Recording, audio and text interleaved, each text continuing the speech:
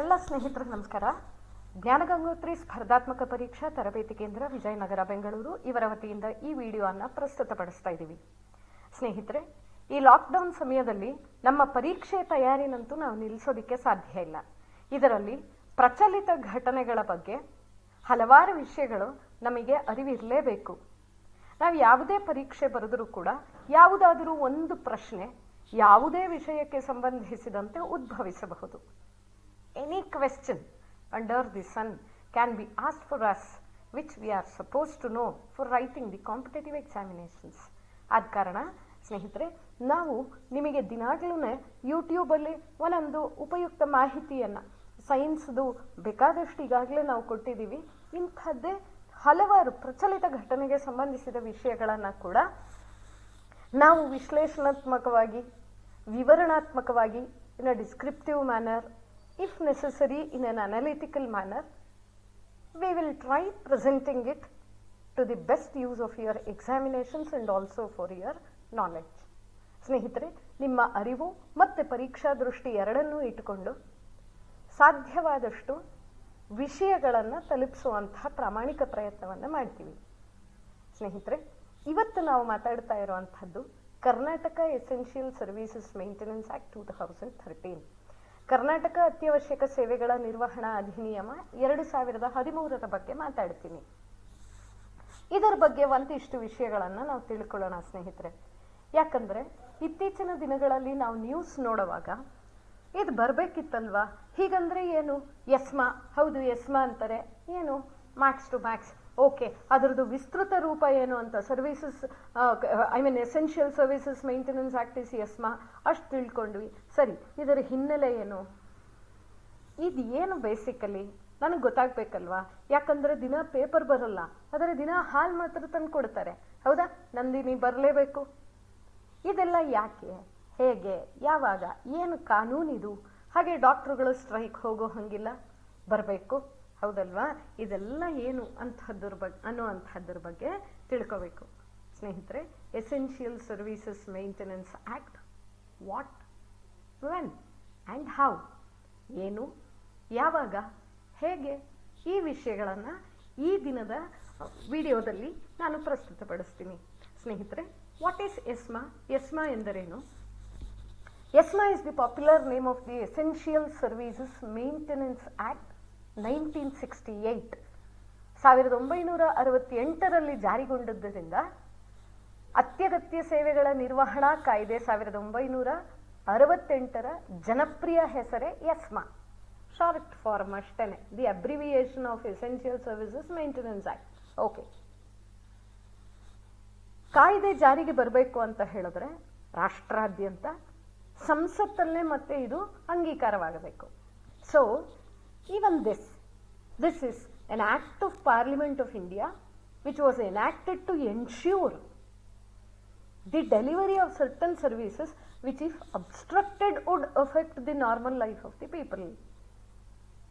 ಸ್ನೇಹಿತರೆ, ಕೆಲವು ಸೇವೆಗಳ ವಿತರಣೆಯು ಅಡಚಣೆಯಾದರೆ ಜನರ ಸಾಮಾನ್ಯ ಜೀವನದ ಮೇಲೆ ಪರಿಣಾಮ ಬೀರುತ್ತದೆ ಎಂದು ಮನಗಂಡು ಹಾಗಾಗದಂತೆ ಖಚಿತಪಡಿಸಿಕೊಳ್ಳಲು ಜಾರಿಗೆ ತರಲಾದ ಭಾರತೀಯ ಸಂಸತ್ತಿನ ಒಂದು ಕಾಯ್ದೆ ಇದು, ಹೌದಲ್ವಾ. ಸರ್ಕಾರದ ಕೆಲಸ ಏನು? ವೆಲ್ಫೇರ್ ಸೊಸೈಟಿ, ಜನರಿಗೆ ಏನು ಕಷ್ಟ ಆಗದಂತೆ ನೋಡ್ಕೊಳ್ಳೋದೇ ಮತ್ತೆ ಸರ್ಕಾರದ ಕೆಲಸ, ಹೌದಾ.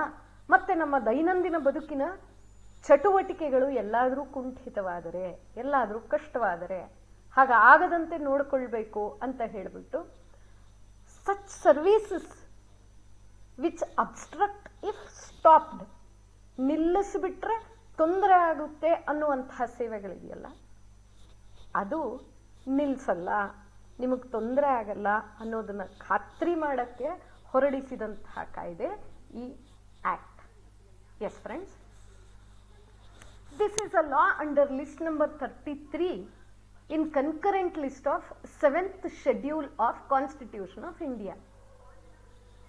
ಭಾರತ ಸಂವಿಧಾನದ 7ನೇ ಅನುಸೂಚಿಯ ಸಮವರ್ತಿ ಪಟ್ಟಿಯಲ್ಲಿನ ಪಟ್ಟಿ ಸಂಖ್ಯೆ 33ರ ಅಡಿಯಲ್ಲಿ ಇದು ಒಂದು ಕಾನೂನು.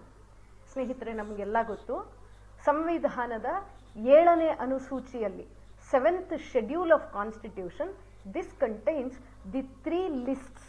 ಇದರಲ್ಲಿ 3 ಪಟ್ಟಿಗಳಿದೆ: ಕೇಂದ್ರ ಪಟ್ಟಿ, ರಾಜ್ಯ ಪಟ್ಟಿ, ಸಮವರ್ತಿ ಪಟ್ಟಿ.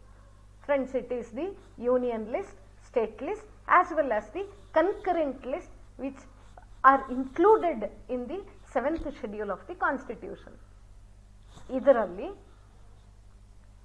2ನೇ ಪಟ್ಟಿಯಲ್ಲಿನ 33ನೇ ಅಂಶ ಇದಕ್ಕೆ ಸೇರಿದೆ ಅಂತ. 33ನೇ ಪಾಯಿಂಟ್ ನಂಬರ್ 33. ಓಕೆ, ಆದ್ದರಿಂದ ದೇ ಆರ್ ಸೇಯಿಂಗ್ ಇಲ್ಲಿ ಸೇರಿಸಿದ್ದಾರೆ. Okay, fine. Hence it maintains national uniformity by providing minimum conditions of essential services across the nation. ಸಂವಿಧಾನದಲ್ಲೇ ಸೇರ್ಪಡೆಗೊಳಿಸಿರೋದ್ರಿಂದ ರಾಷ್ಟ್ರಾದ್ಯಂತ ಅಗತ್ಯ ಸೇವೆಗಳ ಕನಿಷ್ಠ ಸೌಲಭ್ಯಗಳನ್ನು ಒದಗಿಸುವ ಮೂಲಕ ರಾಷ್ಟ್ರೀಯ ಏಕರೂಪತೆಯನ್ನು ಕಾಪಾಡಿಕೊಳ್ಳುತ್ತದೆ. For this purpose it has to be the same all over the nation. ಆ ರಾಜ್ಯಗಳು ಕೂಡ ಮಾಡ್ಕೋಬಹುದು ಕೆಲವೊಂದು ಅಳವಡಿಕೆಗಳೊಂದಿಗೆ. ಯಾಕಂದ್ರೆ ಈಗ ನಾನು ಪ್ರಾದೇಶಿಕವಾಗಿದ್ರೆ ಭಾರತನೇ ಹಾಗಲ್ವಾ, ವೈಶಿಷ್ಟ್ಯ ಜಾಸ್ತಿ ಇದೆ, ಡೈವರ್ಸಿಫಿಕೇಶನ್ ಇಸ್ ಮೋರ್. ಅದಕ್ಕೆ if at all there is something which my region needs, ನನ್ನ ಪ್ರದೇಶಕ್ಕೆ ನಾನು ಒಂದು ವಿಷಯವನ್ನ ಸೇರಿಸಬೇಕು, ಅದು ಎಲ್ಲ ಕಡೆಗೂ ಅನ್ವಯ ಆಗಲ್ಲ ಅಂತ ಅನ್ನಿಸಿದ್ದೇ ಆದರೆ ಅಂಥ ಸಂದರ್ಭಗಳಲ್ಲಿ ಹಲವು ರಾಜ್ಯಗಳು ಇದನ್ನ, ಯಾವುದೇ ರಾಜ್ಯ ಬೇಕಾದರೂ ಇದನ್ನ ಅಗತ್ಯವಿರುವ ಬದಲಾವಣೆಗಳೊಂದಿಗೆ ಅನುಷ್ಠಾನಕ್ಕೆ ತಂದುಕೊಳ್ಳಬಹುದು. Any state can implement this by including the minimum required changes. ಸರಿಯಲ್ಲ ಸ್ನೇಹಿತರೆ? ನಾವು ಇದು ಯಾಕಾಗುತ್ತೆ, ಯಾಕೆ ಸರ್ವೀಸಸ್ ನಿಂತು ಹೋಗುತ್ತೆ? ಮೇಜರ್ ಕಾರಣ ಏನು ಅಂತ ಹೇಳಿದ್ರೆ, ಕೆಲಸ ಮಾಡೋ ಅಂಥವ್ರು ಸ್ಟ್ರೈಕ್ ಮಾಡಿಬಿಟ್ರೆ ನಿಂತೋಗ್ಬಿಡುತ್ತೆ. ವಾಟ್ ಈಸ್ ಎಸ್ಮಾ ನೋಡಿದ್ವಿ. ಯಾಕಾಗುತ್ತೆ? Why does this happen? ಕೆಲಸ ಮಾಡೋ ಅಂಥವ್ರೆ ನಾನು ಇನ್ನು ಮಾಡೋದಿಲ್ಲ ಅಂತ ನಿಂತ್ಕೊಂಡ್ಬಿಟ್ರೆ ಕೆಲಸ ಎಲ್ಲಿ ಮುಂದಕ್ಕೆ ಹೋಗುತ್ತೆ, ಎಲ್ಲಾಗುತ್ತೆ? ಹಾಗಾದರೆ ಸ್ಟ್ರೈಕ್ ಮಾಡೋದು ಕಾನೂನು ಬಾಹಿರವೇ?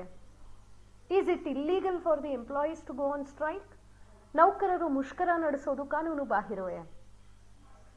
A strike per se is not illegal. ಪ್ರತಿ ಮುಷ್ಕರವು ಕಾನೂನು ಬಾಹಿರವಲ್ಲ.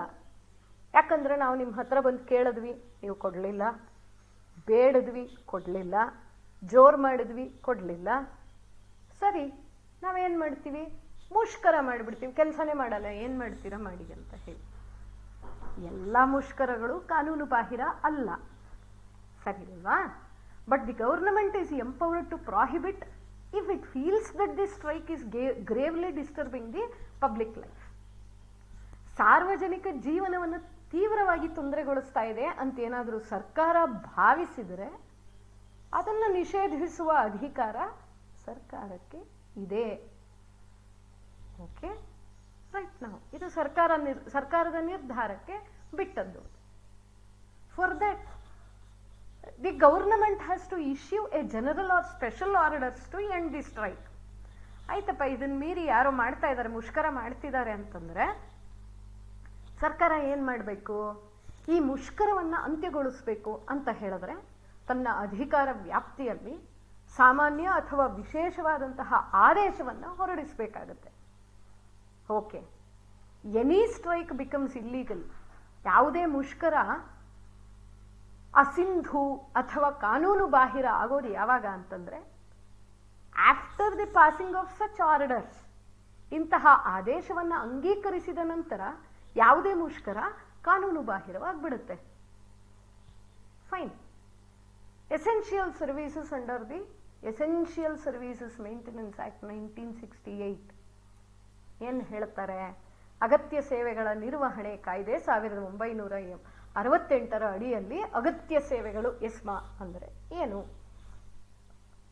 Any services connected with matters with respect to which parliament has power to make laws and which the central government being of the opinion that strikes therein would prejudicially affect the maintenance of any public utility service, public safety, or the maintenance of supplies and services necessary for the life of the community or would result in the infliction of grave hardship on the community may, by notification in the official gazette, declare to be an essential service for the purposes of this act. ಸ್ನೇಹಿತರೆ, ಸಂಸತ್ತಿಗೆ ಕಾನೂನುಗಳನ್ನು ಮಾಡಲು ಅಧಿಕಾರವಿರುವ ವಿಷಯಗಳಿಗೆ ಸಂಬಂಧಿಸಿದ ಯಾವುದೇ ಸೇವೆ, ಹಾಗೆ ಕೇಂದ್ರ ಸರ್ಕಾರದ ಅಭಿಪ್ರಾಯದಲ್ಲಿ ಯಾವುದೇ ಸಾರ್ವಜನಿಕ ಉಪಯುಕ್ತತೆ ಸೇವೆಯ ನಿರ್ವಹಣೆಗೆ ಪೂರ್ವಾಗ್ರಹ ಪೀಡಿತವಾಗಿದೆ, ಸಾರ್ವಜನಿಕ ಸುರಕ್ಷತೆ ಅಥವಾ ಸಮುದಾಯದ ಜೀವನಕ್ಕೆ ಅಗತ್ಯವಾದ ಸರಬರಾಜು ಮತ್ತು ಸೇವೆಗಳ ನಿರ್ವಹಣೆ ಅಥವಾ ಸಮುದಾಯದ ಮೇಲೆ ಗಂಭೀರ ತೊಂದರೆಗಳನ್ನು ಉಂಟು ಮಾಡುವ ಮುಷ್ಕರವಾಗಿದೆ ಅಂತ ಅನಿಸಿದರೆ ಅಧಿಕೃತ ಗೆಜೆಟ್ನಲ್ಲಿ ಅಧಿಸೂಚಿಸುವ ಮೂಲಕ ಈ ಕಾಯ್ದೆಯ ಉದ್ದೇಶಗಳಿಗಾಗಿ ಅತ್ಯಗತ್ಯ ಸೇವೆ ಎಂದು ಘೋಷಿಸಬಹುದು. ಸರಿ ಅಲ್ವಾ? ತೊಂದರೆ ಆಗ್ತಾ ಇದೆ, ತಾರತಮ್ಯ ಇದೆ, ಪಕ್ಷಪಾತವಾಗಿದೆ, ಹೀಗೆ ಏನೇ ಅನಿಸಿದ್ರು ಕೂಡ ಅಧಿಕೃತ ಗೆಜೆಟ್ನಲ್ಲಿ ಅಧಿಸೂಚಿಸಿದ ನಂತರವೇ ಇದನ್ನು ಅತ್ಯಗತ್ಯ ಸೇವೆ ಅಂತ ಹೇಳಿ ಘೋಷಣೆ ಮಾಡಬಹುದು ಅಂತ ಹೇಳಿ ಹೇಳ್ತಾ ಇದ್ದಾರೆ. ಹಾಗಾದರೆ ಒಂದೆರಡು ಉದಾಹರಣೆಗಳು.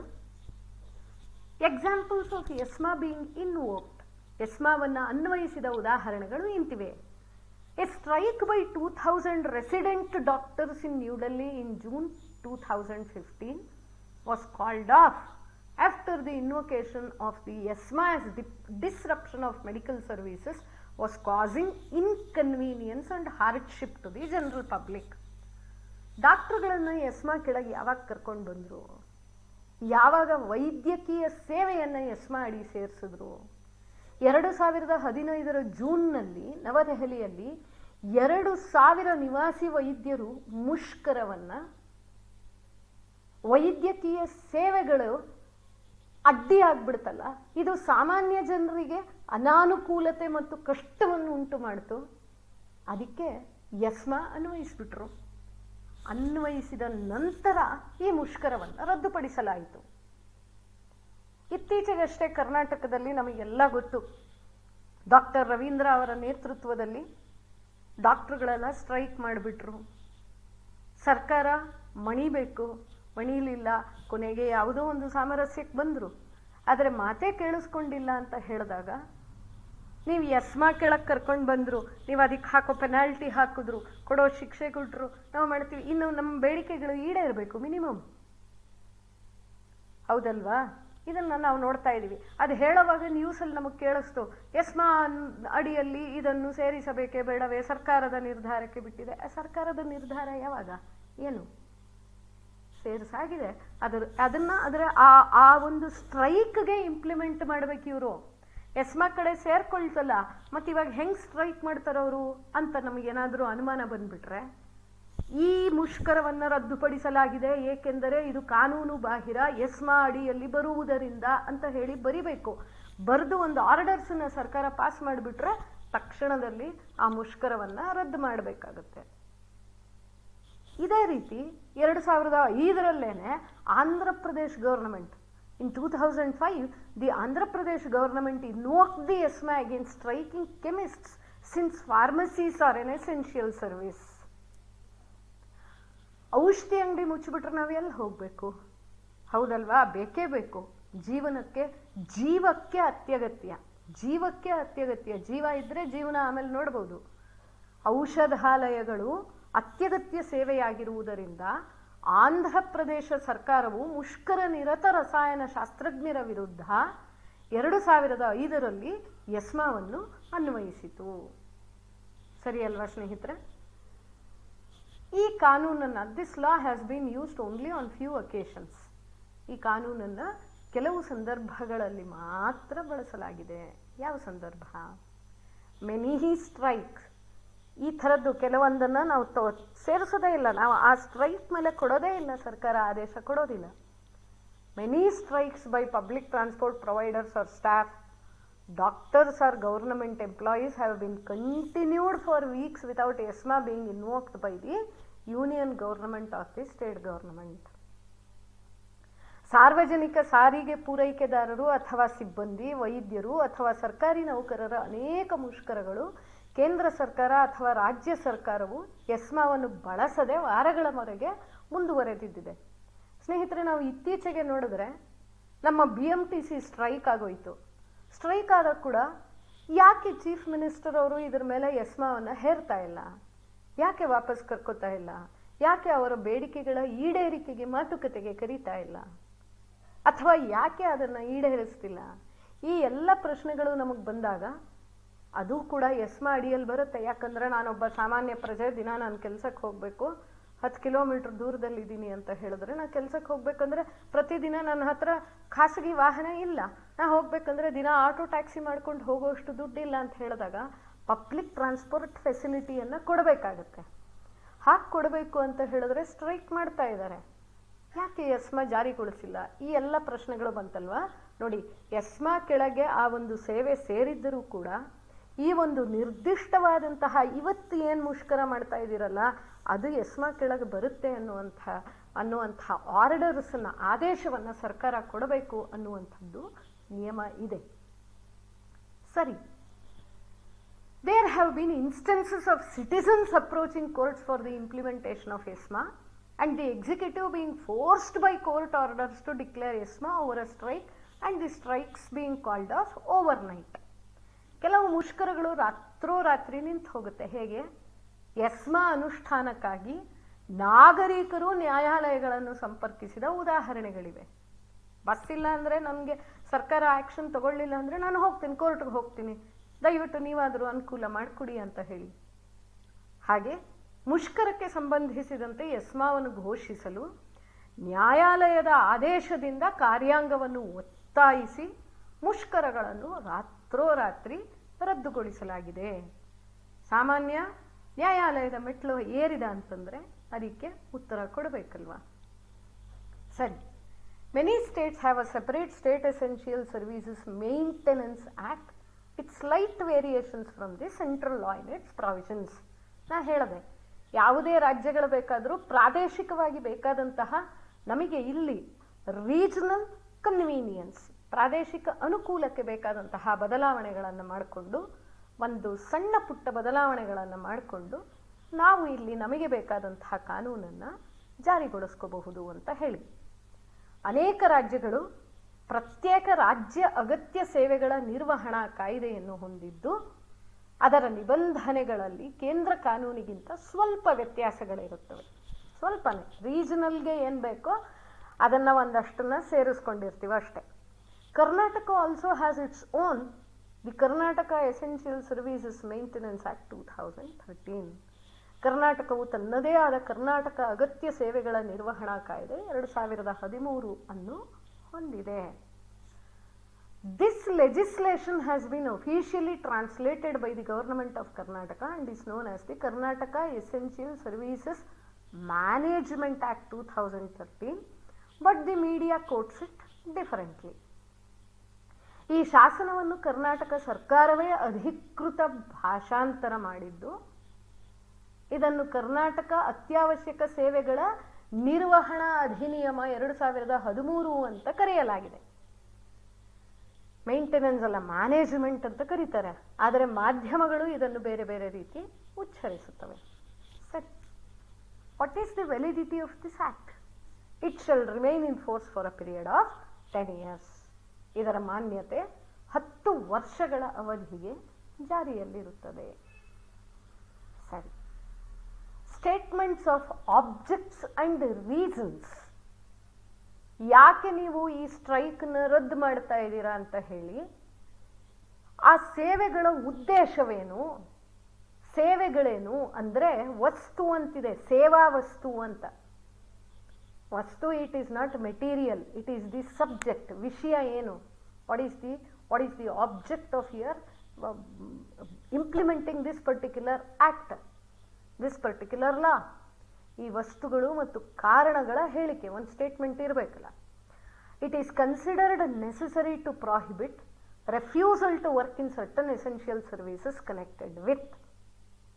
ನೋಡೋಣ, ಸಂಪರ್ಕ ಹೊಂದಿದ ಕೆಲವು ಅಗತ್ಯ ಸೇವೆಗಳಲ್ಲಿ ಕೆಲಸ ಮಾಡಲು ನಿರಾಕರಿಸುವುದನ್ನು ನಿಷೇಧಿಸುವುದು ಅಗತ್ಯವೆಂದು ಪರಿಗಣಿಸಲಾಗಿದೆ. ಯಾವುದು? ಅಗತ್ಯ ಸೇವೆ. ಮೊಟ್ಟ ಮೊದಲನೇದು production, generation, storage, transmission, supply or distribution of water or electricity. ನೀರು ಅಥವಾ ವಿದ್ಯುತ್ ಉತ್ಪಾದನೆ, ಸಂಗ್ರಹಣೆ, ಪ್ರಸರಣ, ಪೂರೈಕೆ ಅಥವಾ ವಿತರಣೆ. ಕರೆಂಟ್ ಇಲ್ಲ ಅಂದರೆ ಬದುಕು ನಡೆಯಲ್ಲ, ನೀರಿಲ್ಲ ಅಂತಂದರೆ ಸಾಧ್ಯನೇ ಇಲ್ಲ, ಹೌದಲ್ವಾ? ಇದಕ್ಕೆ ಸಂಬಂಧಿಸಿದಂಥ ಸೇವೆಗಳನ್ನು ನಾನು ಮಾಡೋದಿಲ್ಲ. ಇವತ್ತು ಒಂದಿನ ನಾನು ಕಮ್ಯುನಿಟಿ ಟ್ಯಾಪ್ ಓಪನ್ ಮಾಡೋದಿಲ್ಲ, ಹೌದಾ? ಇವತ್ತು ಒಂದಿನ ನಾನು 90 ನಲ್ಲಿಗೆ ಬೀಗ ಹಾಕ್ಬಿಡ್ತೀನಿ. ಇವತ್ತು ಒಂದು ದಿನ ನಾನು ಎಲೆಕ್ಟ್ರಿಸಿಟಿ ಕೊಡಲ್ಲ. ಅಥವಾ ಎಲ್ಲೋ ಲೈನ್ ಬಿದೋಗ್ಬಿಟ್ಟಿದೆಯಪ್ಪ, ಎಲೆಕ್ಟ್ರಿಸಿಟಿ ಮಳೆ ಜಾಸ್ತಿ ಬಂದಿದೆ ಬಿದೋಗ್ಬಿಟ್ಟಿದೆ ಅಂತ ಹೇಳಿದ್ರೆ ಆ ಲೈವ್ ವೈರ್ಗಳನ್ನು ಲೈನ್ಮನ್ ಕ್ಲಿಯರ್ ಮಾಡಲ್ಲ ಅಂತ ಹೇಳೋ ಹಂಗಿಲ್ಲ, ಹೌದಲ್ವಾ? ಅದಕ್ಕೆ generation, storage, transmission, supply, distribution ಇದು ಯಾವುದಕ್ಕೆ ಸಂಬಂಧಿಸಿದಂಗೂ ಉತ್ಪಾದನೆ, ಸಂಗ್ರಹಣೆ, ಪ್ರಸರಣ, ಪೂರೈಕೆ, ವಿತರಣೆ ಅಥವಾ ಮತ್ತಿನ್ಯಾವುದೇ ವಿಷಯಕ್ಕೆ ಸಂಬಂಧಿಸಿದಂತೆ ಈ ಇಲಾಖೆಗಳವರು ಹೇಳೋ ಹಂಗಿಲ್ಲ. Transport service for the carriage of passengers or goods by motor vehicles and any other service or employment or class thereof with respect to which the state legislature has power to make laws. ಪ್ರಯಾಣಿಕರು ಅಥವಾ ಸರಕುಗಳನ್ನು ಸಾಗಿಸುವ motor ವಾಹನಗಳ ಸಾರಿಗೆ ಸೇವೆ, ಈಗಷ್ಟೇ BMTC ಹೇಳಿದೆ ನಾನು ನಿಮಗೆ. ಮತ್ತು ಕಾನೂನುಗಳನ್ನು ಮಾಡಲು ರಾಜ್ಯ ವಿಧಾನಸಭೆಗೆ ಅಧಿಕಾರವಿರುವ ಯಾವುದೇ ಸೇವೆ ಅಥವಾ ಉದ್ಯೋಗ ಅಥವಾ ವರ್ಗ, any class of employment for that matter, ಹೌದಲ್ವಾ? ಇದಕ್ಕೆ ಸಂಬಂಧಿಸಿದಂತೆ ಸರಿ. ಈ ಕಾಯ್ದೆಯ ಪ್ರಸ್ತಾವನೆ ಏನು? ವಾಟ್ ಈಸ್ ದಿ ಪ್ರಿಯಾಂಬಲ್, ಮುನ್ನುಡಿ ಏನು? An act to provide for the maintenance of certain essential services, ಕೆಲವು ಅಗತ್ಯ ಸೇವೆಗಳ ನಿರ್ವಹಣೆಗಾಗಿ ಒದಗಿಸುವ ಕಾಯ್ದೆ. whereas it is expedient to provide for the maintenance of certain essential services and for matters connected therewith for the purposes hereinafter appearing. ಕೆಲವು ಅಗತ್ಯ ಸೇವೆಗಳ ನಿರ್ವಹಣೆಗೆ ಮತ್ತು ಅದರೊಂದಿಗೆ ಸಂಪರ್ಕ ಹೊಂದಿದ ವಿಷಯಗಳಿಗೆ ಈ ಮುಂದೆ ಹೇಳುವ ಉದ್ದೇಶಗಳಿಗಾಗಿ ಒದಗಿಸುವುದು ಸೂಕ್ತವಾಗಿದೆ. ಸರಿ. In case a dispute arises on validity or of notifying a service as essential, ಏನಪ್ಪಾ, it will be decided in reference to statement of objects and reasons and also the preamble. ಸೇವೆಯನ್ನು ಅಗತ್ಯವೆಂದು ತಿಳಿಸುವ ಮಾನ್ಯತೆಯ ಮೇಲೆ ವಿವಾದ ಉದ್ಭವಿಸಿದರೆ, ಈ ಸೇವೆನ ಮಾಡಬೇಕಾ ಮಾಡಬಾರ್ದ, ಎಸ್ಮಾ ಕೆಳಕ್ಕೆ ಕರ್ಕೊಂಬರ್ಬೇಕಾ ಕರ್ಕೊಂಬರ್ಬಾರ್ದ, ಅದನ್ನು ವಸ್ತುಗಳು, ಕಾರಣಗಳು ಮತ್ತು ಪ್ರಸ್ತಾವನೆಗೆ ಉಲ್ಲೇಖಿಸಿ ನಿರ್ಧರಿಸಲಾಗುತ್ತೆ, ಹೌದಲ್ವಾ? ನಾನು ಇದನ್ನು ಎಸ್ಮಾ ಅಡಿ ತರಬೇಕಾ ತರಬಾರ್ದ ಅಂತ ಸರ್ಕಾರ ನಿರ್ಧರಿಸಬೇಕಾದ್ರೆ ಒಂದು ಉಲ್ಲೇಖ ಬೇಕಲ್ಲ. There should be a reference. What is that reference? ಆ ಸ್ಟೇಟ್ಮೆಂಟ್ ಆಫ್ ಆಬ್ಜೆಕ್ಟ್ಸ್ ಇದೆಯಲ್ಲ, ಅದೇ ವಸ್ತು ಏನು, ವಿಷಯ ಏನು, ಯಾವ ಸೇವೆ, ಯಾವ ಕಾರಣ, ಏನಿದೆ ಪ್ರಿಯಾಂಬಲಲ್ಲಿ, ಇದಕ್ಕೆ ರೆಫರಲ್ ಪಾಯಿಂಟನ್ನು ತಗೋಬೇಕು. ಸರಿ ಸ್ನೇಹಿತರೆ, ಹಾಗಾದರೆ ಈ ಕಾಯ್ದೆಯಲ್ಲಿ ಇರುವಂತಹ ವಿಭಾಗಗಳೇನು? What are the sections in this act? What is it related to? Yes, first one is the short title, extent and commencement. ಸಣ್ಣ ಶೀರ್ಷಿಕೆ, ವ್ಯಾಪ್ತಿ ಮತ್ತು ಪ್ರಾರಂಭ. ಶೀರ್ಷಿಕೆ ಬಗ್ಗೆ ನಾವು ಅಷ್ಟೇನು ಕಲ್ತ್ಕೊಳ್ಳಲ್ಲ, ಬೇಕಾಗಿಲ್ಲ. ವ್ಯಾಪ್ತಿ ಮತ್ತು ಪ್ರಾರಂಭ ಗೊತ್ತಾಗಿದೆ.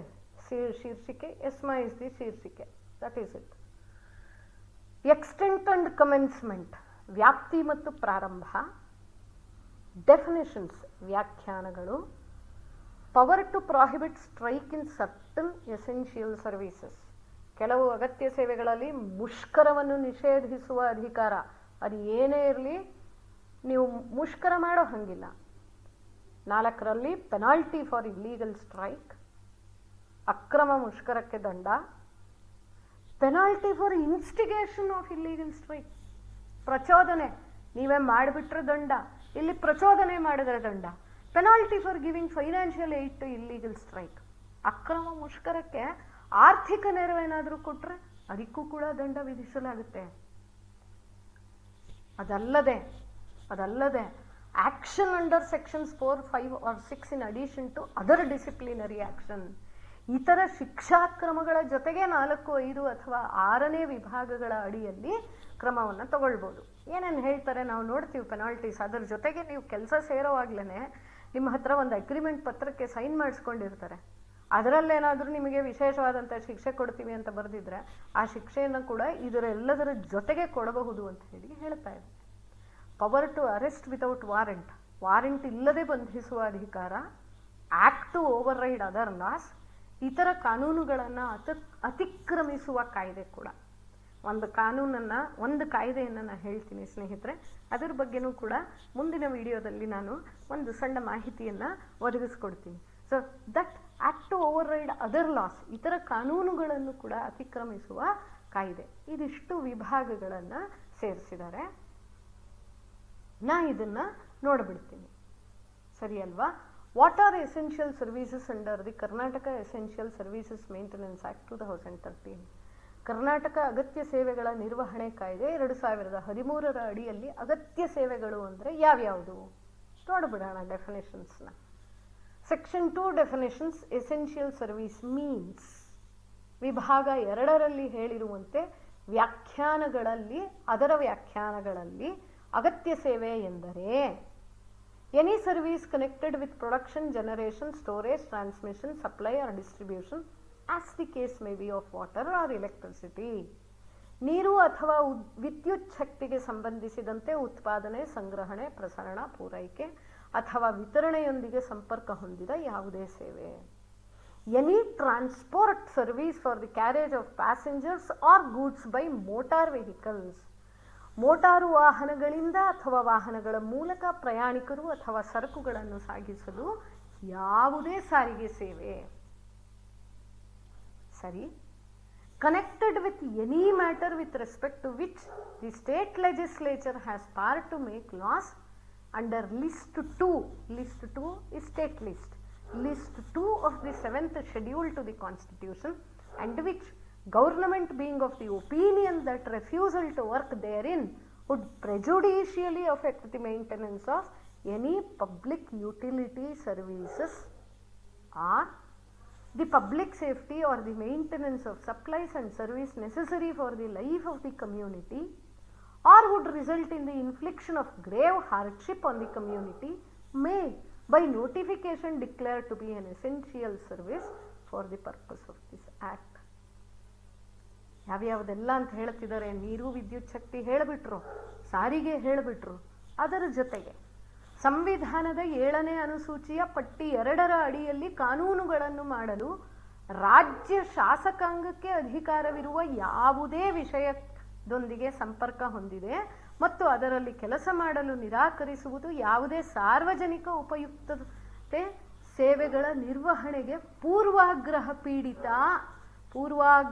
ಪೀಡಿತ ಪರಿಣಾಮ ಬೀರುತ್ತದೆ. ಪ್ರೆಜುಡಿಷಿಯಲಿ ಅಫೆಕ್ಟ್ ಅಥವಾ ಸಾರ್ವಜನಿಕ ಸುರಕ್ಷತೆ ಅಥವಾ ಸಮುದಾಯದ ಜೀವನಕ್ಕೆ ಅಗತ್ಯವಾದ ಸರಬರಾಜು ಮತ್ತು ಸೇವೆಯ ನಿರ್ವಹಣೆ ಅಥವಾ ಸಮುದಾಯದ ಮೇಲೆ ಗಂಭೀರ ಸಂಕಷ್ಟಗಳಿಗೆ ಕಾರಣವಾಗಬಹುದು ಎನಿಸಿದರೆ ಅಧಿಸೂಚನೆಯ ಮೂಲಕ ಈ ಕಾಯಿದೆಯ ಉದ್ದೇಶಕ್ಕಾಗಿ ಅತ್ಯಗತ್ಯ ಸೇವೆ ಎಂದು ಘೋಷಿಸಬಹುದು. Right now I feel in today's situation, supply of oxygen is an essential service. Supply of beds to patients is an essential service. Facilitating the ventilators is an essential service. ಈ ಮೊದಲು ನಾವು ಆಕ್ಸಿಜನ್ ಪೂರೈಕೆ ಅಲ್ಲ, ವೈದ್ಯಕೀಯ ಸೇವೆಗಳು ಎಲ್ಲವನ್ನೂ ತಂದ್ಬಿಟ್ಟಿದ್ದಿರಬಹುದು. ಆದರೆ ನಿರ್ದಿಷ್ಟವಾಗಿ ಆಕ್ಸಿಜನ್ ಸಪ್ಲೈಯೋ ಅಥವಾ ರೋಗಿಗೆ ನೀವು ಕಡ್ಡಾಯವಾಗಿ ಬೆಡ್ ಕೊಡಲೇಬೇಕು ಅನ್ನುವಂಥದ್ದು ಅಥವಾ ವೆಂಟಿಲೇಟರ್ ವ್ಯವಸ್ಥೆಗಳು, ಈ ಎಲ್ಲವನ್ನು ಕೂಡ ನಾನು ಇದು ವೈದ್ಯಕೀಯ ಸೇವೆಯಲ್ಲಿ ಬರುತ್ತೆ ಸರಿ. ಹಾಗಲ್ಲದಿದ್ರೂ ನೀವು ವಿಶೇಷ ಸೌಲಭ್ಯಗಳು ಅಂತ ನೀವು ಮಾಡಬೇಕು ಅಂತ ಏನಾದರೂ ನಾನು ಕಾಯ್ದೆಯನ್ನು ಪಾಸ್ ಮಾಡಿದ್ರೆ, if the government passes such an orders, ಅತ್ಯಗತ್ಯ ಸೇವೆ ಇದು ಅಂತ ಹೇಳಿ ಘೋಷಿಸಬಹುದು. ಸರಿ ಅಲ್ವಾ? Next, the cessation of work by A body of persons while employed in any service. Body of persons ಅಂದರೆ ಸಂಘ, ಯೂನಿಯನ್ಗಳಿರುತ್ತಲ್ಲ ನಮಗೆ, ಅದರ ಬಗ್ಗೆ ಹೇಳ್ತಾ ಇದ್ದಾರೆ. ಯಾವುದೇ ಅಗತ್ಯ ಸೇವೆಯಲ್ಲಿ ಕೆಲಸ ಮಾಡುವಾಗ ವ್ಯಕ್ತಿಗಳ ಸಂಘವೊಂದು ಕೆಲಸವನ್ನು ನಿಲ್ಲಿಸುವುದು. ಕೆಲಸ ನಿಲ್ಲಿಸ್ಬಿಟ್ರು ಅಂದರೆ acting in combination or a concerted refusal or a refusal. ಒಟ್ಟಾಗಿ ಕಾರ್ಯನಿರ್ವಹಿಸುವುದನ್ನು ನಿರಾಕರಿಸುವುದು ಅಥವಾ ಒಬ್ಬರು ಕಾರ್ಯವೆಸಗುವುದನ್ನು ನಿರಾಕರಿಸುವುದು ಅಥವಾ ಒಂದು ನಿರ್ದಿಷ್ಟವಾದಂತಹ ವಿಷಯಕ್ಕೆ ಸಂಬಂಧಿಸಿದಂತೆ ಇಲ್ಲ ನಾನು ಆದಷ್ಟು ಇದು ಮಾಡಲ್ಲ, ನಾನು ಎಲ್ಲ ಮಾಡಿಡ್ತೀನಪ್ಪ ಪ್ರಾಡಕ್ಟ್, ನಾನು ಪ್ಯಾಕ್ ಮಾಡಲ್ಲ ಅಥವಾ ನಾನು ರವಾನಿಸಲ್ಲ, ಹೀಗೇನಾದರೂ ಹೇಳಿದ್ರೆ ಒಂದು ವಿಷಯಕ್ಕೆ ಒಂದು ಹಂತಕ್ಕೆ ಒಬ್ಬ ವ್ಯಕ್ತಿ ಅವನಿಲ್ಲ ಅಂದ್ರೆ ಆಗಲ್ಲ ಅನ್ನುವಂಥದ್ದು, ಈ ಥರದನ್ನ ನಿರಾಕರಿಸೋದಕ್ಕೆ ಸಾಧ್ಯ ಇಲ್ಲ. You are not suppose to refuse. ನಾ ಸ್ಟ್ರೈಕ್ ಕೂತ್ಕೋತೀನಿ, ಟೆಂಟ್ ಕೆಳಗೆ ಕೆಲಸ ಮಾಡಲ್ಲ ಅಂತ ಹೇಳಕ್ಕಾಗುತ್ತಾ? Under a common understanding of any number of person who are or have been so employed to continue to work. ಕೆಲಸ ಮಾಡಲು ನೇಮಕಗೊಂಡಿರುವ ಯಾವುದೇ ಸಂಖ್ಯೆಯ ವ್ಯಕ್ತಿಗಳ ಸಮನ್ವಯದಲ್ಲಿ, ಎಷ್ಟು ಜನ ಆದರೂ ಇರಲಿ, ಯೂನಿಯನ್ ಅಲ್ಲಿ ಎಷ್ಟು ಸಾವಿರ ಜನನಾದರೂ ಇರಲಿ, ಹೌದಲ್ವಾ? ನೀವು ನೇಮಕಗೊಂಡಿರೋದು ಏನಕ್ಕೆ? ಇಂಥದ್ದೊಂದು ಕೆಲಸ ನೀವು ಮಾಡ್ತೀವಿ, I take the employment as per working as per your orders ಅಂತ, ನಿಮ್ಮ ಆದೇಶದ ಮೇರೆಗೆ ನೀವು ಹೇಳಿದಂತೆ ಕೆಲಸ ಮಾಡುತ್ತೇನೆ, ಕಾರ್ಯವೆಸಗುತ್ತೇನೆ, ಇದಕ್ಕೆ ನಾನು ನೇಮಕಗೊಂಡಿರೋದು. ಕಾಮನ್ ಅಂಡರ್ಸ್ಟ್ಯಾಂಡಿಂಗ್, ನನ್ನಂಗೆ ಕೆಲಸ ಮಾಡೋರು ದೇಶಾದ್ಯಂತ ಹರಡಿದ್ದಾರೆ. ಸೊ ನಾವು ಎಲ್ಲರೂ ಒಂದು ಕಾಮನ್ ಅಂಡರ್ಸ್ಟ್ಯಾಂಡಿಂಗ್ ಬರ್ತಾ ಇದೀವಿ, ಯಾಕಂತಂದ್ರೆ ನಮಗೆ ಇಂಥದ್ದೊಂದು ಸೌಲಭ್ಯ ಆಗಿಲ್ಲ. ಹಾಗೇನಾದ್ರೂ ಆದರೆ ಅದು ಎಷ್ಟೇ ಜನ ಇರಲಿ, ಸಂಖ್ಯೆ ಮೇಲೆ ಯಾವುದೇ ನಿರ್ಬಂಧ ಇಲ್ಲ. ಹಾಗಾದಲ್ಲಿ to accept work assigned and includes ಅಂತ ಹೇಳ್ತಾ ಇದ್ದಾರೆ. ನಿಯೋಜಿಸಲಾದ ಕೆಲಸವನ್ನು ಸ್ವೀಕರಿಸುವುದು ಮತ್ತು ಈ ಕೆಳಗಿನವುಗಳನ್ನು ಒಳಗೊಂಡಿದೆ. Refusal to work overtime where such work is necessary for the maintenance of any essential service. ಯಾವುದೇ ಅಗತ್ಯ ಸೇವೆಯ ನಿರ್ವಹಣೆಗೆ ಅಂತಹ ಕೆಲಸ ಅಗತ್ಯವಿರುವಲ್ಲಿ ಅಧಿಕಾವಧಿ ಕೆಲಸ ಮಾಡಲು ನಿರಾಕರಿಸುವುದು. ಹೌದಲ್ವಾ?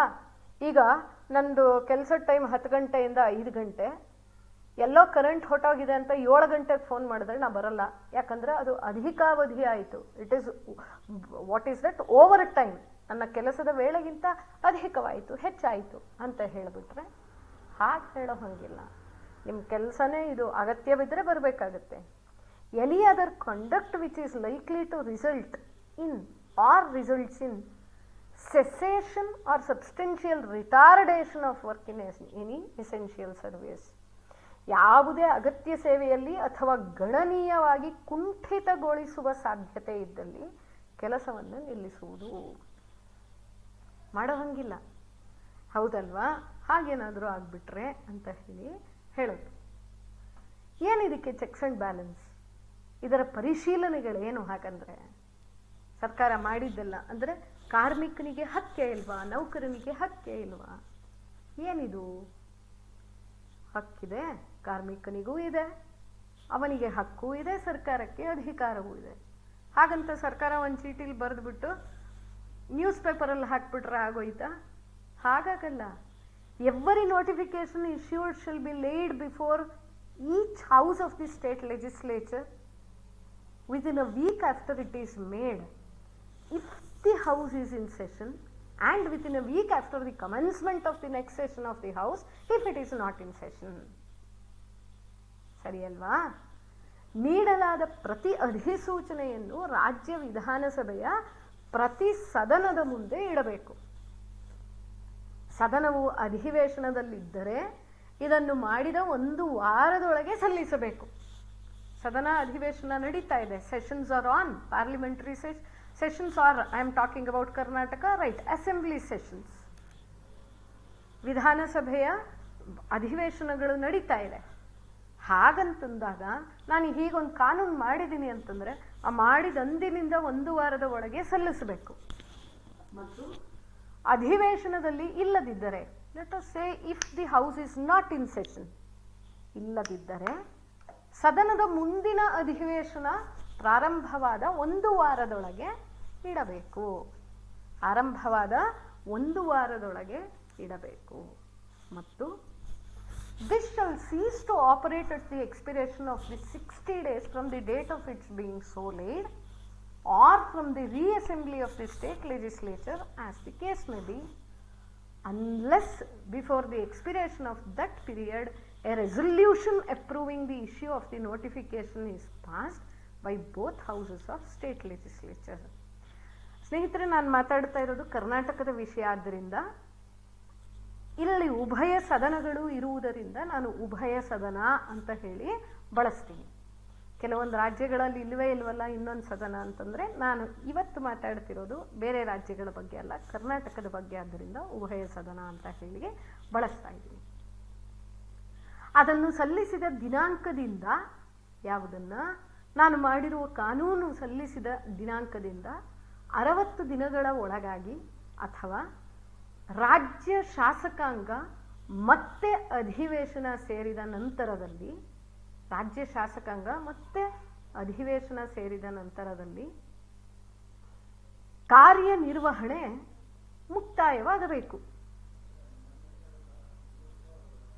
ಆ ಅವಧಿ ಮುಗಿಯುವ ಮೊದಲು ಅಧಿಸೂಚನೆಯ ವಿಷಯವನ್ನು ಅನುಮೋದಿಸುವ ನಿರ್ಣಯವನ್ನು ರಾಜ್ಯ ವಿಧಾನಸಭೆಯ ಉಭಯ ಸದನಗಳು ಅಂಗೀಕರಿಸಿದ, ವಿಧಾನಸಭೆ ಅಂದರೆ ಶಾಸನ ಸಭೆ, ಶಾಸಕಾಂಗದ ಉಭಯ ಸದನಗಳು ಅಂಗೀಕರಿಸಿದ ಹೊರತು, ಒಂದು ವೇಳೆ ಏನಾದರೂ ಅಂಗೀಕರಿಸಲಿಲ್ಲ ಅಂತ ಅಂದ್ಕೊಳ್ಳೋಣ, if it is not approved, okay, ಆವಾಗ ದಿಸ್ ಸೀಸಸ್ ಟು ಆಪರೇಟ್, ಇದು ಕೆಲಸಕ್ಕೆ ಬರೋದಿಲ್ಲ. ಎಷ್ಟು ಅವಧಿ?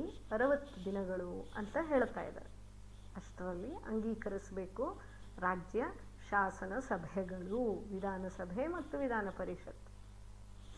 ಇದು ಎರಡರಲ್ಲಿ ಇದ್ದಂಥ ವ್ಯಾಖ್ಯಾನಗಳು, ಮತ್ತೊಂದಿಷ್ಟು ವಿಷಯಗಳು. ಈಗ ಬಂದ್ಬಿಟ್ವಿ ಸೆಕ್ಷನ್ 3ಕ್ಕೆ. Which services fall under this category? ಯಾವ ಸೇವೆಗಳು ಈ ವರ್ಗಕ್ಕೆ ಸೇರುತ್ತವೆ? ಅಲ್ಲೆಲ್ಲ ಉದಾಹರಣೆಗಳು ಹೇಳಕ್ಕೆ, ಹೆಸರಿಗೆ ಅಂತೆಲ್ಲ ನೋಡಿದ್ವಿ. ಇದರಲ್ಲಿ ಏನು ಬರೀತಾರೆ?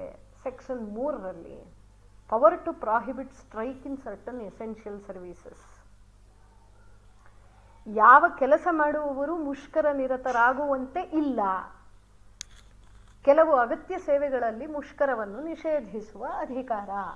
ಸ್ನೇಹಿತರೆ, ನೀವು ನೋಡಿರ್ಬೋದು, ವೈದ್ಯರು ಮುಷ್ಕರ ಮಾಡಬೇಕು ಅಂತಂದ್ರೆ ಕೆಲಸ ಅಂತೂ ಮಾಡ್ತಿರ್ತಾರೆ, ಪೇಷಂಟ್ಸನ್ನು ಟ್ರೀಟ್ ಮಾಡ್ತಿರ್ತಾರೆ, ಆದರೆ ಅವರ ತೋಳಿಗೆ ಒಂದು ಕಪ್ಪು ಪಟ್ಟಿಯನ್ನ ಹಾಕೊಂಡಿರ್ತಾರೆ. A black band the tie around their arms and they keep working. ಅಂದ್ರೆ ಅದು ಮುಷ್ಕರ, ನಾನು ಪ್ರೊಟೆಸ್ಟ್ ಮಾಡ್ತೀನಿ, ನಾನು ಇದಕ್ಕೆ ವಿರುದ್ಧ ಅಂತ ಹೇಳಿ ಸೂಚಿಸುವಂಥದ್ದನ್ನ, ಸಂದೇಶವನ್ನ ಯಾರಿಗೆ ತಲುಪಿಸ್ಬೇಕೋ ಅವರಿಗೆ ತಲುಪಿಸ್ತಾ ಕೆಲಸವನ್ನ ಮಾಡ್ತಾರೆ. ಹಾಗಂದ್ರೆ ಇದನ್ನೇನು ಪ್ರಾಹಿಬಿಟ್ ಮಾಡೋದಿಲ್ಲ. ಅಲ್ಲಿ ನಾನು ಕೂತ್ಕೊಂಡ್ರೆ, ನಾ ಕೆಲಸ ಮಾಡದೇ ಇದ್ರೆ ಇದನ್ನ ಪ್ರಾಹಿಬಿಟ್ ಮಾಡೋ ಅಧಿಕಾರ ಸರ್ಕಾರಕ್ಕಿದೆಯಲ್ಲ. If the government is satisfied that in public interest or in the interest of the public order, public prohibit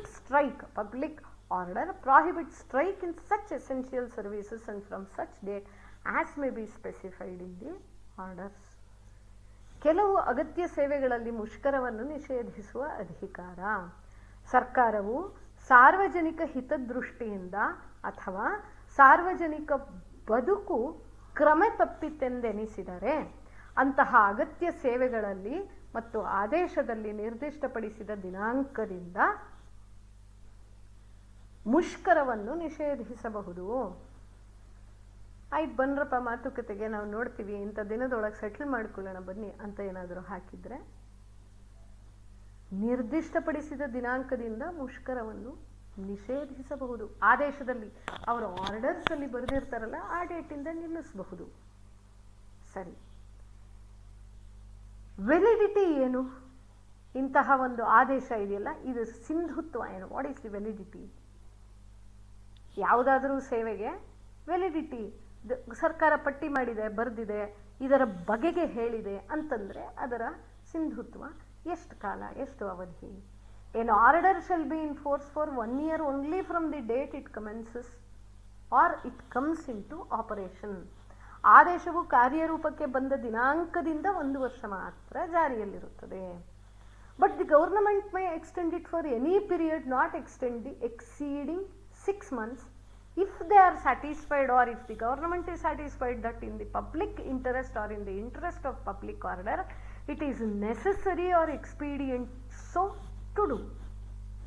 ಸಾರ್ವಜನಿಕ ಹಿತದೃಷ್ಟಿಯಿಂದ ಅಥವಾ ಸಾರ್ವಜನಿಕ ಸುವ್ಯವಸ್ಥೆಯ ಹಿತದೃಷ್ಟಿಯಿಂದ, ಪಬ್ಲಿಕ್ ಆರ್ಡರ್, ಕ್ರಮ ತಪ್ಪಬಾರದು, ಜೀವನ ತೊಂದರೆ ಆಗಬಾರದು, ಅದನ್ನು ಮಾಡಲು ಅಗತ್ಯ ಅಥವಾ ಪ್ರಯೋಜನಕಾರಿ ಎಂದು ಅವರು ತೃಪ್ತಿ ಹೊಂದಿದ್ದರೆ, ಇಫ್ ದೇ ಆರ್ ಕನ್ವಿನ್ಸ್ಡ್, ಅವರಿಗೆ ಮನದಟ್ಟಾದರೆ ಸರ್ಕಾರವು ಅದನ್ನು 6 ತಿಂಗಳು ಮೀರದ ಯಾವುದೇ ಅವಧಿಗೆ ವಿಸ್ತರಿಸಬಹುದು. ಅಂದರೆ ಗರಿಷ್ಠ 6 ತಿಂಗಳು ಅಂತ. Maximum is 6 months. They can just extend it. No person employed in any essential service to which the order relates shall go or remain on strike. ಆದೇಶಕ್ಕೆ ಸಂಬಂಧಿಸಿದ ಯಾವುದೇ ಅಗತ್ಯ ಸೇವೆಯಲ್ಲಿ ಕೆಲಸ ಮಾಡುವ ಯಾವುದೇ ವ್ಯಕ್ತಿ ಹೊರ ಹೋಗಬಾರದು ಅಥವಾ ಮುಷ್ಕರದಲ್ಲಿ ಉಳಿಯಬಾರದು. Or any strike declared or begun or continued whether before or after the issue of the order by any person employed in any such service shall be illegal. ಅಂತಹ ಯಾವುದೇ ಸೇವೆಯಲ್ಲಿ ಕೆಲಸ ಮಾಡುವ ಯಾವುದೇ ವ್ಯಕ್ತಿಯು ಆದೇಶ ಹೊರಡಿಸುವ ಮೊದಲು ಅಥವಾ ನಂತರ ಘೋಷಿಸಿದ ಅಥವಾ ಪ್ರಾರಂಭಿಸಿದ ಅಥವಾ ಮುಂದುವರೆಸಿದ ಯಾವುದೇ ಮುಷ್ಕರ ಕಾನೂನು ಬಾಹಿರವಾಗಿರುತ್ತದೆ. ಅರ್ಥ ಆಯ್ತಲ್ವಾ? ಆದೇಶ ಹೊರಡಿಸಿದಂದಿನಿಂದ ಪ್ರತಿ ಸ್ಟ್ರೈಕ್ಗೂ ಆದೇಶವನ್ನು ಹೊರಡಿಸಬೇಕು. ಅದರ ವ್ಯಾಲಿಡಿಟಿಯನ್ನೇ ಮಾತಾಡಿದ್ದು, ಅದರ ಆದೇಶವನ್ನು ಕುರಿತೇ ಮಾತಾಡ್ತಾ ಇರೋದು. We are talking about upon the issue of such an order. ಹೌದಲ್ವಾ? ಮತ್ತು ಮುಂದೆ what actions can be taken against the employees. ಹೀಗಾದರೂ ಕೂಡ ಮಾಡಿದ್ದಾರೆ ಅಂತಂದರೆ ಈ ನೌಕರರ ವಿರುದ್ಧ ಯಾವ ಕ್ರಮಗಳನ್ನು ತೆಗೆದುಕೊಳ್ಳಬಹುದು? Section 4, 5, 6, 7 and 8 provide for actions against employees. ನೌಕರರ ವಿರುದ್ಧ ಕ್ರಮಗಳನ್ನು ಸೆಕ್ಷನ್ 4, 5, 6, 7 ಮತ್ತು 8 ಒದಗಿಸುತ್ತದೆ ಅನ್ನೋದನ್ನು ನೋಡೋಣ. ಅವ್ರು ಹೇಳಿದ್ದಾರೆ, ನಾವು ತಿಳ್ಕೊಳ್ಳೋಣ. Section 4 penalty for illegal strike. ಅಕ್ರಮ ಮುಷ್ಕರಕ್ಕೆ ದಂಡ. Any person who commences a strike or continues to go on strike or otherwise takes part in any such strike which is illegal under this act in any essential service. ಯಾವುದೇ ಅಗತ್ಯ ಸೇವೆಯಲ್ಲಿ ಈ ಕಾಯ್ದೆಯಡಿ ಇದು ಕಾನೂನು ಬಾಹಿರವಾಗಿದೆ ಎನ್ನುವ ಯಾವುದೇ ಮುಷ್ಕರವನ್ನು ಯಾವುದೇ ವ್ಯಕ್ತಿ ಪ್ರಾರಂಭಿಸಿದರೆ ಅಥವಾ ಮುಂದುವರೆಸಿದರೆ ಅಥವಾ ಅಂತಹ ಯಾವುದೇ ಮುಷ್ಕರದಲ್ಲಿ ಭಾಗವಹಿಸಿದರೆ, ನಾನೇ ಸ್ಟ್ರೈಕ್ ಮಾಡ್ತಿದ್ದೀನಿ, ನಾನೇ ಓಕೆ ಹಾಗನ್ಸಿದ್ರೆ, ಅಗತ್ಯ ಸೇವೆಯಲ್ಲಿ ಕೆಲಸ ಮಾಡ್ತಾ ಇರೋವಂಥವ್ರು ಹಾಗನ್ಸಿದ್ರೆ ಅವರು shall on conviction be punished with imprisonment for a term which may extend to 1 year or with fine which may extend to 5,000 rupees or with both. ಅಂತಹ ಅಪರಾಧ ಸಾಬೀತಾದರೆ 1 ವರ್ಷ ಜೈಲು ಶಿಕ್ಷೆ ಅಥವಾ 5,000 ರೂಪಾಯಿಗಳ ಜುಲ್ಮಾನೆ ಅಥವಾ ಎರಡಕ್ಕೂ ವಿಸ್ತರಿಸಬಹುದಾದಂತಹ ದಂಡವನ್ನು ವಿಧಿಸಲಾಗುತ್ತದೆ. Section 5 penalty for instigation. Section 4 ಅಲ್ಲಿ ನಾನೇ ಸ್ಟ್ರೈಕ್ ಮಾಡಿದ್ರೆ, ಸೆಕ್ಷನ್ 5 ಅಲ್ಲಿ ನಾನು ಮಾಡಲ್ಲ, ಬೇರೆಯವರನ್ನು ಪ್ರಚೋದಿಸ್ತೀನಿ, ಪ್ರಚೋದನೆಗೆ ದಂಡ. Penalty for instigation. Any person who instigates or incites any other person to take part in or otherwise acts in furtherance of strike which is illegal under this act in any essential service shall on conviction. ಈ ಕಾಯ್ದೆಯಡಿ ಅಗತ್ಯ ಸೇವೆ ಎಂದು ಪರಿಗಣಿಸಿದ ಯಾವುದರಲ್ಲಿ ಆದರೂ ಕಾನೂನು ಬಾಹಿರ ಎಂದ ಮುಷ್ಕರವನ್ನು ಮುಂದುವರೆಸಲು ಯಾವುದೇ ವ್ಯಕ್ತಿ ಪ್ರೇರೇಪಿಸುವ ಅಥವಾ ಪ್ರಚೋದಿಸುವ ಅಪರಾಧ ಸಾಬೀತಾದರೆ, ಪ್ರಚೋದನೆ ಇದು, be punished with imprisonment for a term which may extend to 1 year or with fine which may extend to 5,000 rupees or with both. 1 ವರ್ಷದವರೆಗೆ ಜೈಲು ಶಿಕ್ಷೆ ಅಥವಾ 5,000 ರೂಪಾಯಿಗಳ ದಂಡ ಅಥವಾ ಎರಡಕ್ಕೂ ವಿಸ್ತರಿಸಬಹುದು. ನೆನಪಿರಲಿ, ಸೆಕ್ಷನ್ 4 ನೀವೇ ಸ್ಟ್ರೈಕ್ ಮಾಡಿದ್ರೆ, ಸೆಕ್ಷನ್ 5 ನೀವು ಅದನ್ನು ಪ್ರಚೋದಿಸಿದರೆ, section 6 penalty for giving financial aid to illegal strike. ಅಕ್ರಮ ಮುಷ್ಕರಕ್ಕೆ ಆರ್ಥಿಕ ನೆರವು ನೀಡಿದ್ದಕ್ಕಾಗಿ ದಂಡ. ಅಲ್ಲಿ ಪ್ರಚೋದಿಸಿದ್ರಿ, ಇಲ್ಲಿ ಆರ್ಥಿಕ ನೆರವನ್ನ ಕೊಡ್ತಾ ಇದ್ದೀರಾ. Any person who knowingly expends or supplies any money in furtherance or support of strike. ಉದ್ದೇಶಪೂರ್ವಕವಾಗಿ ಯಾವುದೇ ವ್ಯಕ್ತಿ ಯಾವುದೇ ಅಗತ್ಯ ಸೇವೆಯಲ್ಲಿ ಈ ಕಾಯ್ದೆಯಡಿ ಕಾನೂನು ಬಾಹಿರವಾದ ಮುಷ್ಕರವನ್ನು ಬೆಂಬಲಿಸಲು ಅಥವಾ ಮುಂದುವರೆಸಲು ಯಾವುದೇ ಹಣವನ್ನು ಖರ್ಚು ಮಾಡಿದರೆ ಅಥವಾ ಹಣ ಪೂರೈಸಿದರೆ ಅಂತ ಹೇಳ್ತಾ ಇದ್ದಾರೆ. Which is illegal under this act in any essential service shall on conviction be punished with imprisonment for a term which may extend to 1 year or with fine which may extend to 5,000 rupees or with both. ಅಪರಾಧ ಸಾಬೀತಾದಾಗ 1 ವರ್ಷದವರೆಗೆ ಜೈಲು ಶಿಕ್ಷೆ ಅಥವಾ 5,000 ರೂಪಾಯಿಗಳ ದಂಡ ಅಥವಾ ಎರಡೂ ವಿಧಿಸಬಹುದು. ಸ್ನೇಹಿತರೆ, ಅಪರಾಧ ಏನೇ ಆಗಿದ್ರೂ ಕೂಡ ಇಲ್ಲಿ ತನಕ ನಾವು ನೋಡಿರೋದು 4, 5, 6, 3 ಸೆಕ್ಷನ್ಗಳಲ್ಲಿ ಒಂದೇ ಇದೆ. ನೀವೇ ಮಾಡಿರಿ ಅಥವಾ ಪ್ರಚೋದಿಸಿರಿ ಅಥವಾ ಹಣ ಸರಬರಾಜನ್ನು ಮಾಡಿರಿ, ಏನೇ ಮಾಡಿದರೂ ಕೂಡ 1 ವರ್ಷದ ಜೈಲು ಅಥವಾ 5,000 ರೂಪಾಯಿ ಜುಲ್ಮಾನೆ ಅಥವಾ ಎರಡನ್ನೂ ಸಹ ವಿಧಿಸಿಬಿಡಬಹುದು ಅಂತ. ಹಾಗಾದರೆ 7ರಲ್ಲಿ ಏನು ಹೇಳ್ತಾರೆ? 7ರಲ್ಲಿ ಹೇಳ್ತಾ ಇದ್ದಾರೆ, action under sections 4, 5 or 6 in addition to other disciplinary action. ಈ 3 ಕೇಸುಗಳನ್ನು ಹಾಕಿ 1 ವರ್ಷ 5,000 ಇದ್ರ ಜೊತೆಗೆ ಮತ್ತಷ್ಟು ಏನಾದರೂ ಶಿಸ್ತು ಕ್ರಮಗಳನ್ನು ಕೈಗೊಳ್ಳಬೇಕು ಅಂತಿದ್ರೆ ಅದು ಕೂಡ ಸೇರ್ಕೊಂಡ್ಬಿಡುತ್ತೆ ಅಂತ. 4, 5, 6 ಅಥವಾ 6 ವಿಭಾಗಗಳ ಅಡಿಯಲ್ಲಿ, ಈ ಎಲ್ಲ ವಿಭಾಗಗಳ ಅಡಿಯಲ್ಲಿ ಶಿಸ್ತು ಕ್ರಮಗಳ ಜೊತೆಗೆ ಸೆಕ್ಷನ್ 7ರ ಇತರ ಕ್ರಮಗಳು. Any action taken against any person under sections 4, 5 or 6 shall not affect. ಅದು ಕಡಿಮೆ ಆಗ್ಬಿಡುತ್ತೆ ಅಥವಾ ಅದಕ್ಕೆ ಯಾವುದೇ ರೀತಿಯ ಪರಿಣಾಮ ಬೀರುತ್ತೆ ಅಂತ ಏನಿಲ್ಲ, ಅದರ ಮೇಲೆ ಯಾವುದೇ ಪರಿಣಾಮ ಬೀರಲ್ಲ. ಅದರ ಜೊತೆಗೆ ಇದನ್ನು ಸೇರಿಸಿ ಅಂತಾರೆ. ಯಾವುದೇ ವ್ಯಕ್ತಿಯ ವಿರುದ್ಧ ಸೆಕ್ಷನ್ 4, 5 ಅಥವಾ 6ರ ಅಡಿಯಲ್ಲಿ ತೆಗೆದುಕೊಳ್ಳುವ ಯಾವುದೇ ಕ್ರಮವು ಪರಿಣಾಮ ಬೀರದಿರುವ ಅಂಶವೆಂದರೆ ಅದು ಇನ್ನಿತರ ಶಿಸ್ತು ಸ್ವಭಾವದ ಯಾವುದೇ ಕ್ರಮ ಅಥವಾ ಅದರ ಪರಿಣಾಮವಾಗಿ ಉಂಟಾಗುವ ಯಾವುದೇ ಪರಿಣಾಮಗಳಿಗೆ ಹೆಚ್ಚುವರಿಯಾಗಿರಬೇಕು ಮತ್ತು ವ್ಯಕ್ತಿಯು ತನ್ನ ಸೇವೆ ಅಥವಾ ಉದ್ಯೋಗದ ನಿಯಮಗಳು ಮತ್ತು ಷರತ್ತುಗಳ ಅಡಿಯಲ್ಲಿ ಹೊಣೆಗಾರನಾಗಿರಬಹುದು. Shall be in addition to any other action of a disciplinary nature or any consequence which may ensue and to which the person may be liable by or under the terms and conditions of his service or employment. ಸ್ನೇಹಿತರೆ, ನಾನು ಕೆಲಸಕ್ಕೆ ಸೇರ್ಕೋಬೇಕು ಅಂತಂದರೆ ನನ್ನನ್ನು ಸುಮ್ಮನೆ ಸೇರಿಸ್ಕೊಳ್ಳಲ್ಲ. ಅವರದ್ದು ಒಂದಿಷ್ಟು ನಿಬಂಧನೆಗಳು, ಒಂದಷ್ಟು ಷರತ್ತುಗಳು ಎಲ್ಲ ಇರುತ್ತೆ. ಆ ಟರ್ಮ್ಸ್ ಆ್ಯಂಡ್ ಕಂಡೀಷನ್ ಶೀಟ್ನ ನಾನು ಸಿಗ್ನೇಚರ್ ಮಾಡಿರ್ತೀನಲ್ಲ, ಅದಕ್ಕೆ ನಾನು ಬದ್ಧ, ನಾನು ಹೊಣೆಗಾರ, ಹೌದಲ್ವಾ? ಅದನ್ನು ಈ 4, 5, 6ರಲ್ಲಿ ಹೇಳಿದ್ದಕ್ಕೆ ಅಡಿಷನಲ್ ಆಗಿ ನನಗೆ ಪನಿಷ್ಮೆಂಟನ್ನು ಕೊಡಬಹುದು. ಸರಿ. Section 8, power to arrest without warrant.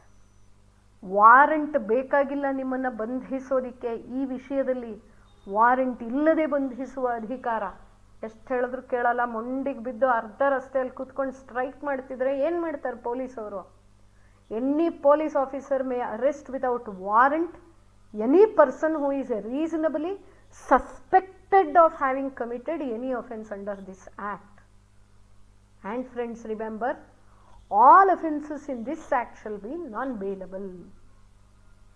ಈ ಕಾಯ್ದೆಯಡಿ ಯಾವುದೇ ಅಪರಾಧ ಎಸಗಿದ್ದಾನೆ ಎಂದು ಸಮಂಜಸವಾಗಿ ಶಂಕಿಸಲ್ಪಟ್ಟ ಯಾವುದೇ ವ್ಯಕ್ತಿಯನ್ನು ಯಾವುದೇ ಪೊಲೀಸ್ ಅಧಿಕಾರಿ ವಾರಂಟ್ ಇಲ್ಲದೆ ಬಂಧಿಸಬಹುದು. ಹಾಗೆ ಈ ಕಾಯ್ದೆಯಲ್ಲಿನ ಎಲ್ಲ ಅಪರಾಧಗಳು ಜಾಮೀನು ರಹಿತವಾಗಿರುತ್ತದೆ. Section 9, act to override other laws. ಇತರ ಕಾನೂನುಗಳನ್ನು ಅತಿಕ್ರಮಿಸಲು ಕಾಯ್ದೆ. The provisions of this act and any order issued thereunder shall have effect notwithstanding anything inconsistent therewith contained in any other law for the time being in force. ಈ ಕಾಯ್ದೆಯ ನಿಬಂಧನೆಗಳು ಮತ್ತು ಅದರಿಂದ ಹೊರಡಿಸಲಾದ ಯಾವುದೇ ಆದೇಶವು ಯಾವುದೇ ಕಾನೂನಿನಲ್ಲಿ ಅಸಮಂಜಸವಾದರೂ ಜಾರಿಯಲ್ಲಿರುತ್ತದೆ. ಬೇರೆ ಕಾನೂನು ಒಪ್ಕೊಂಡಿಲ್ಲ ಅಂತಂದರೆ, ಫಾರ್ ಎಕ್ಸಾಂಪಲ್ ಎಲೆಕ್ಟ್ರಿಸಿಟಿ ಆಕ್ಟ್ 2003, ನಾನು ಈ ಕಾಯ್ದೆ ಬಗ್ಗೆನೂ ಮುಂದಿನ ವಿಡಿಯೋದಲ್ಲಿ ಮಾತಾಡ್ತೀನಿ ನಿಮ್ಮ ಜೊತೆ ಸ್ನೇಹಿತರೆ.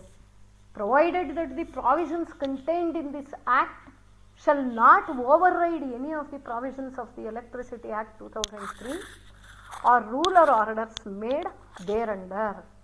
ಈ ಕಾಯ್ದೆಯಲ್ಲಿರುವ ನಿಬಂಧನೆಗಳು ವಿದ್ಯುತ್ ಕಾಯ್ದೆ 2003ರ ಯಾವುದೇ ನಿಬಂಧನೆಗಳನ್ನು ಅತಿಕ್ರಮಿಸುವುದಿಲ್ಲ ಅಥವಾ ನಿಯಮ ಅಥವಾ ಆದೇಶಗಳನ್ನು ಮೀರುವುದಿಲ್ಲ ಎಂಬುದಾಗಿದೆ.